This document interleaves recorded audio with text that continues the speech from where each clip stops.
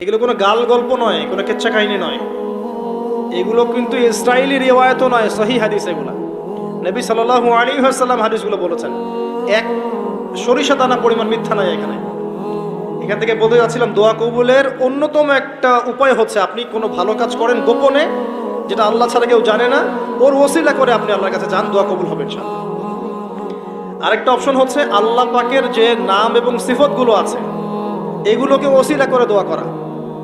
যেমন আল্লাহ তোমার রহমান নামের ওসিলায় আমি তোমার কাছে দয়া চাচ্ছি, তোমার আল গফুর নামের ওসিলায় আমি ক্ষমা চাচ্ছি, তোমার আর রাজ্জাক নামের ওসিলায় আমি রিজিক চাচ্ছি, ওয়াহাব নামের ওসিলায় আমি সন্তান চাচ্ছি, ইত্যাদি। কথা কি বুঝতে পারছেন? যে নামের সাথে যে বিষয়টা যায় এটা ওসিলা করে আপনি দোয়া করলে ইনশাআল্লাহ তাআলা আপনি আপনার ফলাফল পাবেন। আর একটা সবচেয়ে বড় অস্ত্র শিখিয়ে দিচ্ছি, এটা আমি কাউকে শিখাইনি আজ পর্যন্ত, আজকেই প্রথম। এবং আমি আমার জীবনে দেখেছি এই ওসিলা করে যা চেয়েছি পাইনি এমন কোনোদিনও যায় নাই, আলহামদুলিল্লাহ। আমি সম্পূর্ণ আল্লাহ পাকের কৃতজ্ঞতা এবং শুকরিয়া আদায় করছি। এইটা ওসিলা করে আমি যা চেয়েছি আমি সারা জীবনে তাই পেয়েছি। এবং আমি বিশ্বাস করি আমি যা পেয়েছি, এই বয়সে আমি যা পেয়েছি আল্লাহ পাক কোটি কোটি মানুষকে তা দেন নাই, এটা আমি বিশ্বাস করি। এই বয়সে আমি যা পেয়েছি আল্লাহ পাক আমাকে যা দিয়েছেন, যত দিয়েছেন, কোটি কোটি মানুষকে আল্লাহ পাক তা দেন নাই, আমি এমনটাই মনে করি। আমি কি শিখাই দেব সেটা? আপনি আল্লাহ পাকের তাওহীদের ওসিলা দিয়ে দোয়া করেন। দোয়া করতে করতে আল্লাহকে বলেন, আল্লাহ তোমার তাওহীদের কালিমা লা ইলাহা ইল্লাল্লাহ এর ওসিলা করে তোমার কাছে আমি চাচ্ছি, আপনি পাবেন ইনশাআল্লাহ। যদি আপনার রিজিক হালাল হয়, যদি আপনার আকীদায় শিরক না থাকে, যদি আপনার আমলে বেদাত না থাকে, ইনশাআল্লাহ পাবেন। এর পরেও দুটো কথা আছে, সেটা হলো যদি দেখেন পান নাই, ইনস্ট্যান্ট পান নাই, মনে করবেন না দোয়া কবুল হয় নাই। এমনও দোয়া আছে যে আমি 10 বছর থেকে করছি এখনো পাইনি। এমনও দোয়া আছে আমি নিজেই 10 বছর থেকে করছি, আমার কাছে মনে হয় 2009-10 সাল থেকে আমি করছি, এখন পর্যন্ত পাইনি, ইনশাআল্লাহ পাবো। তো ইনস্ট্যান্ট সব পেতে হবে এমন নয়। যদি দেখেন পান নাই, তার মানে 3টা বিষয় ঘটেছে। একটা, বান্দা দোয়া করেছে, সাথে সাথে কবুল করা হয়নি, আপনাকে এটা উপযুক্ত সময় দেয়া হবে ইনশাআল্লাহ। 2 নাম্বার, এই যে আপনি আল্লাহর কাছে চেয়েছেন, এর ওসিলা আল্লাহ পাক আপনার আমল, আপনার তাকদীর থেকে কোনো বিপদ আপদ সরিয়ে দিয়েছেন, আপনি বুঝতে পারেননি।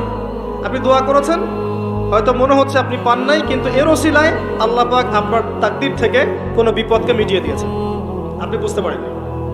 আরেকটা হচ্ছে দুটার কোনোটাই হয়নি, পরকালে কিয়ামতের মাঠে আল্লাহ আপনাকে দিবেন জন্য জমা রেখেছেন। অতএব দোয়া করলে কোনো লস নাই। বেশি বেশি দোয়া করবেন, সেজদায় বেশি বেশি দোয়া করবেন, ফরজ সালাতের আগে পরে করবেন, নরমালি হাত তুলে দোয়া করবেন, নফল নামাজ পড়ে করবেন, দান সাদাকা করে করবেন, কোরআন তেলাওয়াত করে করবেন, দোয়া বাড়িয়ে দেন। আত্মশুদ্ধির কথা আমরা যে বলি না, কয়েকটা বিষয় জড়িত।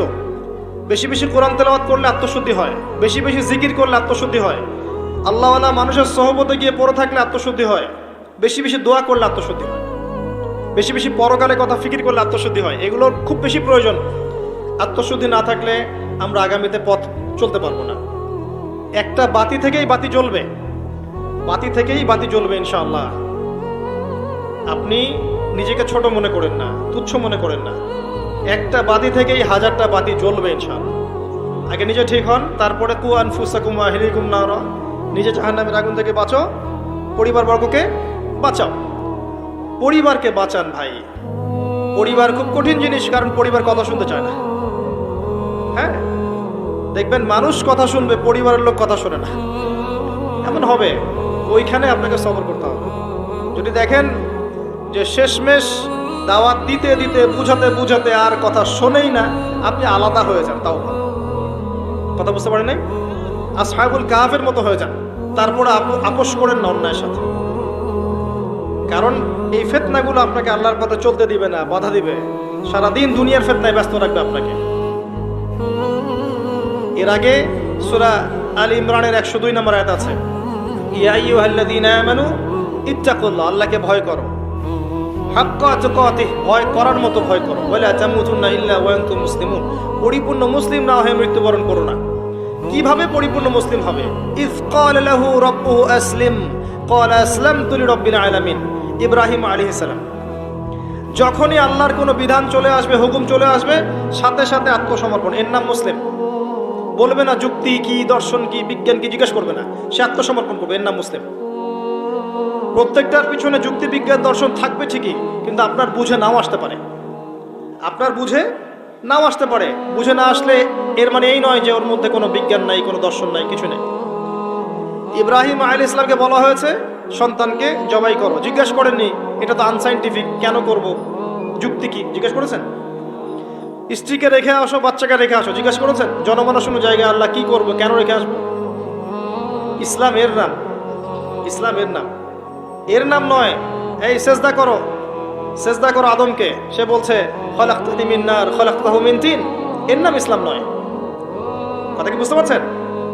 যুক্তি দিচ্ছে উল্টা, আমাকে সৃষ্টি করেছে আগুন দিয়ে, তাকে মাটি দিয়ে, কেন আমি সেজদা করতে যাবো? এর নাম মুসলিম নয়, এর নাম ইসলাম নয়। ইয ক্বালা লাহু রাব্বুহু আসলিম ক্বালা আসলামতু লিরাব্বিল আলামিন, এর নাম ইসলাম। ইব্রাহিম আলাইহিস সালাম